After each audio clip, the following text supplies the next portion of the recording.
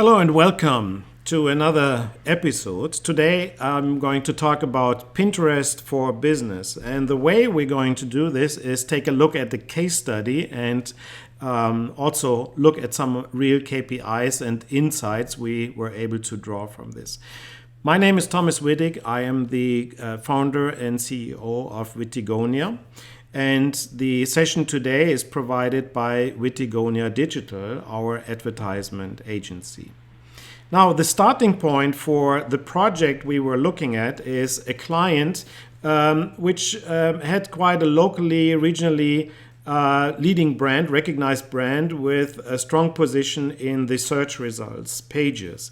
The company is in the health and healthy nutrition industry, and the products that we were asked to look after in terms of advertisement support was in the health and nutrition services area. And we were looking at an upcoming workshop and event series. Specifically, the client asked us to generate awareness and surface demand and conversions for the upcoming event series. And specifically, they also asked us to bring in clients from the local area, the regional area, with a high affinity to the topic. So why did we bet on Pinterest? Well, first and foremost, we were looking at Pinterest from the perspective of an audience that is looking for inspiration. That is what Pinterest and the audience is known for. Secondly, it's a visual search engine, and we are looking for visually oriented content, which is quite a good match to what we found in this client situation. And also, it's a platform which is enjoying a lot of growth right now in the markets that we were looking after.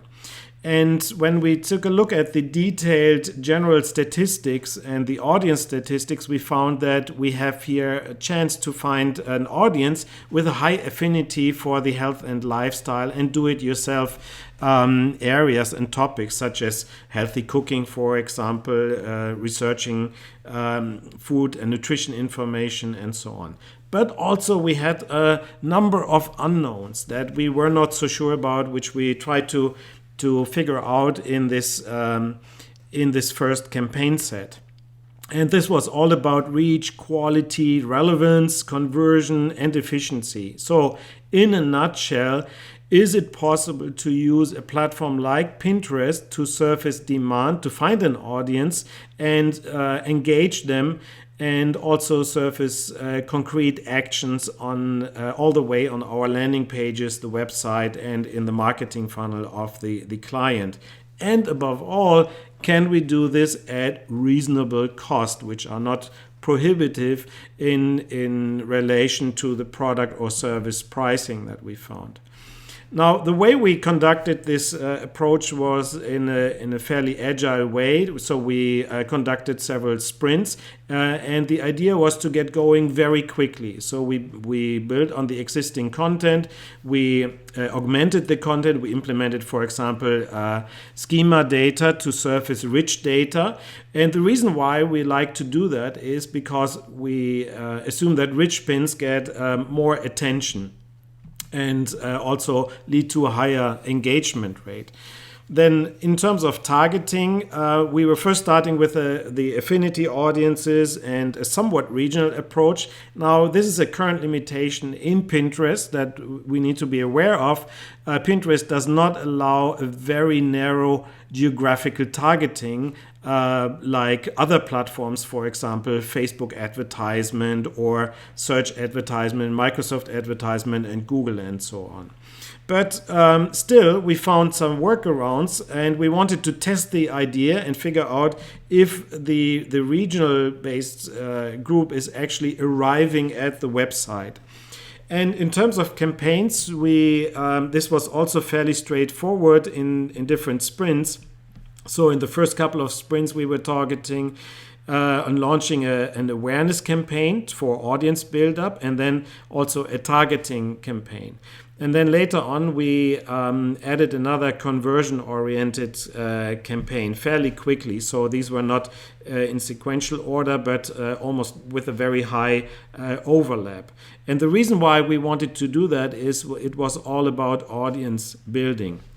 Now, let's take a look at some of the metrics and the insights and conclusions we were drawing from that. I'm just sharing this openly because I think it will potentially help you in your effort in decision-making process if a platform like Pinterest is something for your business, for example.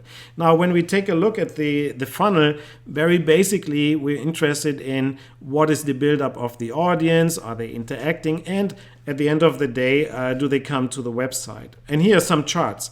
And these are charts directly from Pinterest Analytics and Google Analytics. So the audience build-up, which was surprisingly swift, actually happened in this first phase, the first 2 weeks, very quickly. So within a couple of weeks, we arrived at about 130K audience member, quite a good size. And not surprisingly, the actual interacting audience, so people who close up on a pin or explore it, read it, or click on the link to come to the website, is fairly low. So that's a usual drop off that we see in many of the platforms. But then when we take a look at our statistics on the Google side, we can also find that the traffic is, of course, arriving at our website, and then people are actually completing the call to actions and completing the goals that we have set out. So these are real examples from the analytics. And when we take a look closer into what's actually happening in the audience build-up, this is a typical analytic that you can get actually even on your mobile phone. So this was a little bit later down the road. We arrived at about an audience of about 180K impressions. The total audience size was 122K members, and that resulted in 3,500 engagements. Now, on the good news side here, it's rapid build-up. We have an engaged audience, quite substantial for this type of product and service that we're promoting. But on the downside, the engagement rate is not more than on other platforms. So that's pretty much on par, I would say. Not a big disappointment, but it is what it is on many of these platforms. Now, the interesting question is in terms of efficiency and return. This is another statistic you get from your advertisement panel, either on your mobile phone or on the more richer analytics in the web. In this first campaign sprint, we had put a cap on the budget of about 400 euros just to get some feeling of the results. And that's typically what we do. We start with the pilot project, and then when we see it's going in the right direction and we pick winning campaigns, we can go more all in those tactics that actually work.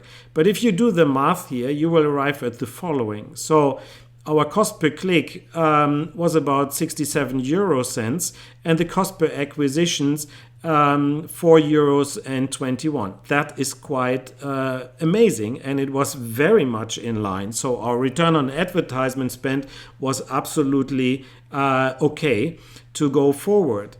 And more interestingly, when you take a look at the ratio of the users in the members in the engaged audience who then go further to the website, this accounts for about 16% of the audience. So that is quite promising. And again, in a short period of time, with just a little bit of optimization, we come at some of these fairly solid results.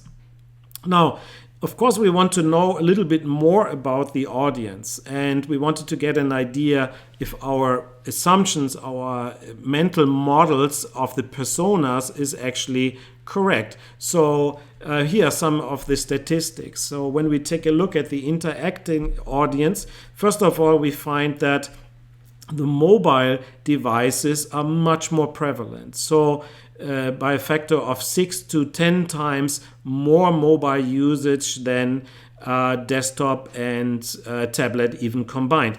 Little bit of a surprise. We thought that tablets would be more prevalent on this platform. Didn't actually quite turn out this way.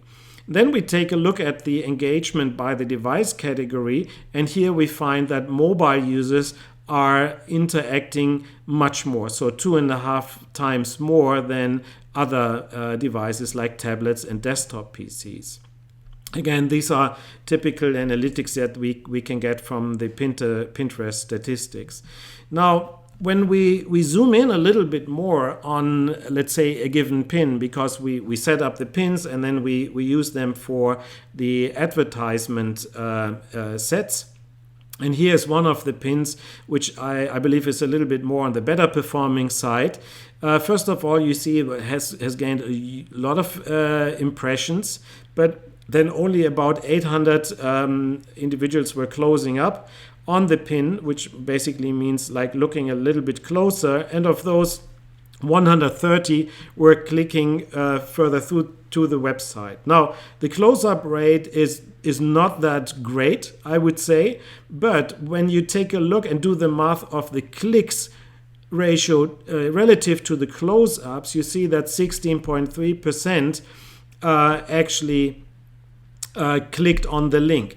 That's an important metric. Why? Because you may want to figure out those pins that have this high ratio of click to close-up rate, because that tells you that people found the content appealing and they want to know more about the content. So if you want to pick the winning pins for your next sprints of the campaign, that's one of the metrics to look after. And this doesn't come in automatically, so you have to do the math here a little bit, but that's quite simple algebra. Now, in summary, some of the key insights. Number one, yes, demand can be surfaced fairly quickly and efficiently. Secondly, local and regional targeting is possible somewhat, but with a little bit of workarounds. My take is that Pinterest will refine this even further, but you can use this actually right now with a reasonable good targeting on a geographical level. Then number three, the engagement rate and click rate may be somewhat low, but let's say not inferior in comparison to other platforms. Really keep an eye on the click to close up ratio for picking the winning pins. That's, I think, really important. Not only the click ratio or the engagement ratio, but then the question is, once people have, let's say, narrowed in on the pin, are they encouraged and engaged to look further? Mobile friendliness, absolute key, not only on the pins, but also the landing pages. If the experience is not end-to-end mobile optimized, then you will see a lot of leakage. You're losing a lot of traffic along the way.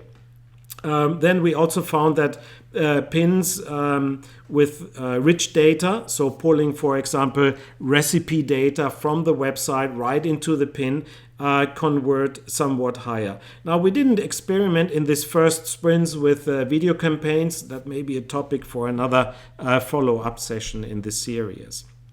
And last but not least, also keep an eye on the engaged audience. This is, let's say, a good retargeting opportunity, but the duration, the membership duration in the audience is only 1 month. And as of now, you cannot change that. So that was a little bit of an aha moment in insight. Basically, what that means is within your campaign mix, you need to pay attention that you continuously nurture these audiences, because otherwise they will disappear. Now, there's another blog post and a video, I believe, on our blog about the remarketing dynamics. So if you want to go a little bit deeper and understand a little bit deeper what that means, I would encourage you to take a look at that. Now, this is a fast-paced, compact webinar. I hope you enjoyed it. Please leave a comment in the comment sections and a like and share it.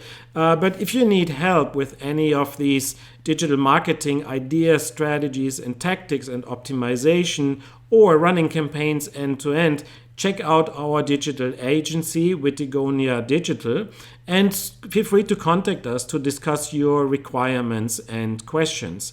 And you can find us on the web on wittigonia.net. And of course, I'd be happy if you discover us on Pinterest. It's a new platform for us as well. So follow along and see what we can share with you about our experiences and insights. With that, I wish you good luck as always, and I am looking forward to your feedback and your success story. So, good luck.